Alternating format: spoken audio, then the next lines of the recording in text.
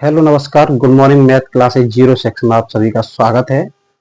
तो दोस्तों, हमारे वस्तुनिष्ठ प्रश्नों की जो क्लास चल रही है उसको कंटिन्यू करते हैं। आज पृष्ठीय क्षेत्रफल और आयतन का दूसरी क्लास है, जिसमें आपको कराने वाले हैं सत्य असत्य और सही जोड़ी।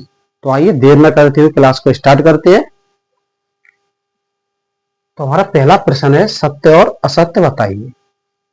सत्य असत्य में हमारा पहला प्रश्न है, बेलन के दोनों सिरों को छोड़कर शेष हिस्सा उसका वक्र पृष्ठ कहलाता है। प्रश्न में हमसे पूछा गया है कि बेलन के दोनों सिरों को छोड़ के तो जो शेष हिस्सा होगा क्या कहलाएगा? वक्र पृष्ठ कहलाएगा।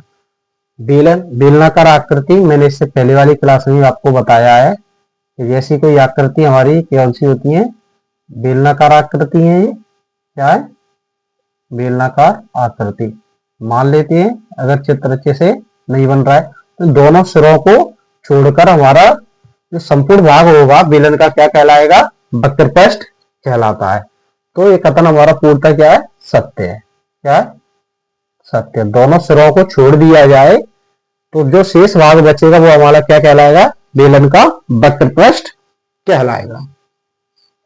आगे अगला प्रश्न है, घनाभ के सभी विकर्ण बराबर होते हैं। हमसे पूछा घनाभ के जो घनाभ होता है उसके सभी विकर्ण कैसे होते हैं। मैंने आपको कल अच्छे से समझाया था घनाभ की आकृति। देख लेते हैं घनाभ कैसा होता है। घनाभ, ये आकृति कैसी है? माना ये क्या है? घनाभ। क्या है? घनाभ। घनाभ में मैंने आपको बताया था कि घनाभ में कितने फलक होते हैं। घनाभ में फलकों की बात करें कितने होते हैं? 6 फलक। अगर कोने की बात, कोने कितने होते हैं? तो घनाभ में कोने होते हैं 8। भुजाओं की बात करें या रेखाओं की बात करें तो कितनी होंगी? 12। अब बात करें घनाभ में विकर्ण कितने होते हैं। विकर्ण, ये कह रहे हैं घनाभ में सभी विकर्ण क्या होते हैं? बराबर होते हैं। जो घनाभ में विकर्ण होंगे वो सभी कैसे होंगे? बराबर होंगे। क्या होंगे? बराबर होंगे। तो दूसरा जो कथन है, जो घनाभ में विकर्ण होंगे वो कैसे होंगे? सभी विकर्ण बराबर होंगे। तो दूसरा कथन हमारा क्या है? पूर्णतः सत्य है। ठीक है, घनाभ के सभी विकर्ण बराबर होते हैं। पूर्णतः कथन क्या है हमारा? सत्य है। अगला प्रश्न है, शंकु का आयतन बेलन के आयतन का 1/3 होता है। हमसे पूछा है कि शंकु का आयतन बेलन के आयतन का 1/3 होता है। शंकु का आयतन क्या होता है? शंकु का आयतन 1/3 पाई आर स्क्वायर एच। बेलन का आयतन क्या होता है? बेलन का आयतन, बेलन का आयतन होता है पाई आर स्क्वायर एच। क्या होता है? Pi r square H. Pi r square H, pi r square H कितने का अंतर है? 1/3। तो यही तो कहा है कि बेशंकु का आयतन बेलन के आयतन का कितना होता है? 1/3। अगर बेलन के आयतन का हम 1/3 कर दें, पाई आर स्क्वायर 1/3 मतलब 1/3 का गुणा कर दे तो किसका आयतन हो जाएगा? शंकु का आयतन हो जाएगा। तो ये तीसरा हमारा कथन है कि शंकु का आयतन बेलन के आयतन का 1/3 होता है। कथन क्या? पूर्णतः सत्य है। समझ में आ गया? कथन क्या है? पूर्णतः सत्य है। ठीक। अगला प्रश्न है, अर्धगोले का आयतन बराबर 2/3 पाई आर स्क्वायर। हमसे पूछा कि अर्धगोले का आयतन क्या होता है। अर्धगोले की बात करें, गोला, अर्धगोले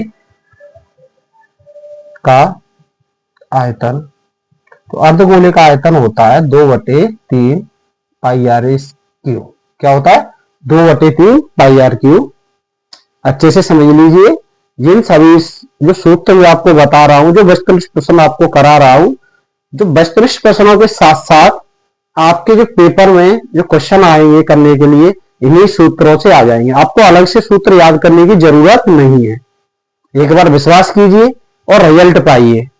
केवल आप क्या करो, इनको मेरे साथ पढ़ते चलिए, समझते चलिए अच्छे से। आपके जिनसे आने वाले प्रश्न 100% आपके परीक्षा में आएंगे और आप हल भी करके आओगे। तो आइए, अब शंकु का आयतन 2/3 पाई आर क्यूब होता है। बात करें शंकु का, अर्धगोले का क्या? शंकु, सॉरी, अर्धगोले का आयतन, अर्धगोले का संपूर्ण पृष्ठ का क्षेत्रफल, संपूर्ण पृष्ठ का क्षेत्रफल कितना होगा 3 पाई आर स्क्वायर, कितना होगा 3 पाई आर स्क्वायर। तो हमसे क्या पूछा था अर्धगोले का आयतन, तो अर्धगोले का आयतन कितना होता है 2/3 पाई आर क्यूब, या क्या है पाई आर स्क्वायर। तो ये कथन कैसा हो जाएगा असत्य, क्या हो जाएगा असत्य, या कितना होना चाहिए था पाई आर क्यूब। अगला प्रश्न है अर्धगोले के आयतन का सूत्र 1/3 पाई आर क्यूब है, जबकि आर आर गोले की त्रिज्या है। आर गोले की क्या है त्रिज्या दी हुई है, तो अर्धगोले के आयतन का सूत्र क्या है 1/3 पाई आर क्यूब। अगर किसी गोले की त्रिज्या आर है तो गोले का आयतन क्या होगा, गोले का आयतन कितना होता है 4/3 पाई आर क्यूब।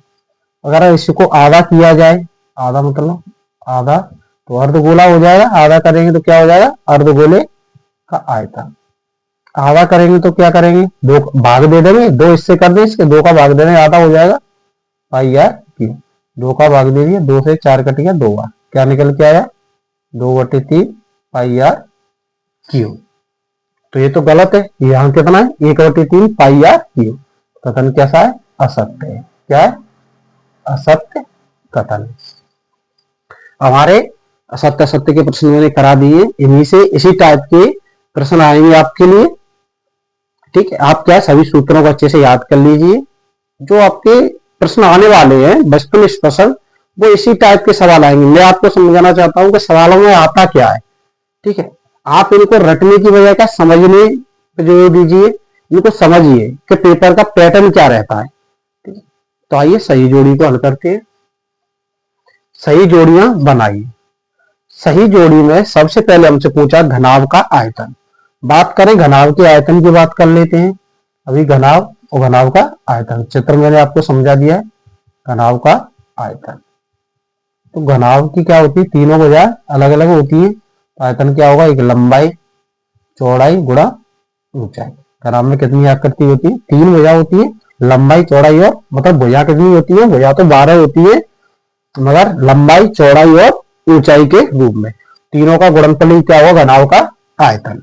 तो घनाभ का आयतन क्या हो जाएगा ऑप्शन डी ए का लंबाई गुणा चौड़ाई गुणा ऊंचाई। अगला प्रश्न है शंकु का आयतन। हमसे पूछा शंकु का आयतन क्या होगा। शंकु का आयतन मैंने आपको बताया था, शंकु का आयतन क्या होगा 1/3 पाई आर स्क्वायर एच। तो इनमें से शंकु का आयतन कौन सा है option number E 1/3 pi r square h. Option number E right answer. घन का आयतन, बात करें घन का आयतन क्या होता है। घन का आयतन, घन का आयतन होता है ए क्यू, ये मतलब भुजा का, या हम लिख सकते हैं भुजा का क्यूब, भुजा पे घात 3। किसका आयतन है घन का आयतन। आंसर क्या हो जाएगा ऑप्शन ए। अगला प्रश्न है हमारा घनाभ का पार्श्व पृष्ठीय क्षेत्रफल। हमसे पूछा घनाभ का पार्श्व पृष्ठीय क्षेत्रफल किसका, घनाभ का पार्श्व पृष्ठीय क्षेत्रफल। तो क्या हो जाएगा घनाभ का पार्श्व पृष्ठीय क्षेत्रफल होता है, बात किसकी कर रहे हैं घनाभ की, घनाभ का 2l plus b into H. अगर इसी जगह अगर हमसे पूछा होता कमरे की चारों दीवारों का क्षेत्रफल, कमरे की चारों दीवारों का क्षेत्र, पार्श्व का मतलब होता है किसी भी कमरा भी क्या होता है एक घनाभ के आकार का हो सकता है। तो ठीक है, उसकी चारों दीवारों का अगर हमें क्षेत्रफल निकालना हो, अगर किसी कोई कमरा है उसकी चारों दीवारों का अगर क्षेत्रफल ज्ञात करना हो तो क्या होगा सूत्र 2l plus b into H. ठीक है, पार्श्व पृष्ठ पूछे या कमरे की चारों दीवारों का क्षेत्रफल, सूत्र क्या है 2l plus b into h. तो आंसर क्या हो जाएगा, इसका आंसर हो जाएगा ऑप्शन बी। अगला प्रश्न है घन का पार्श्व पृष्ठीय क्षेत्रफल। हमसे पूछा है घन का पार्श्व पृष्ठीय क्षेत्रफल क्या है। घन का पार्श्व पृष्ठीय क्षेत्रफल, क्या होगा 4a स्क्वायर। ए यहाँ क्या है, ये भुजा है, ये क्या है भुजा के जो मान होगा वही क्या होगा, ए का मान होगा 4a स्क्वायर। अब यहाँ आप गलती ये मत करना कि पार्श्व पृष्ठीय क्षेत्रफल पूछा है आपसे, ये क्या होता है घन का संपूर्ण पृष्ठीय क्षेत्रफल, घन का संपूर्ण पृष्ठीय क्षेत्रफल क्या होता है 6a स्क्वायर। इन दोनों में अंतर समझिए, दोनों में अंतर क्या है, ये घन का संपूर्ण पृष्ठीय क्षेत्रफल है 6a स्क्वायर और घन का पार्श्व पृष्ठीय क्षेत्रफल होता है 4a स्क्वायर। क्या होता है पार्श्व पृष्ठीय क्षेत्रफल 4a स्क्वायर। तो इसका आंसर क्या हो जाएगा, option number C, option number C. तो आज के हमारे सभी प्रश्न आपको अच्छे से समझा दिए, आप इनको अच्छे से तैयार कर लीजिए, जिससे आपकी तैयारी अच्छे से मजबूत होगी। अगर क्लास अच्छी लगी तो लाइक करना, शेयर करना और कमेंट करके बताना आपको क्लास कैसी लगी।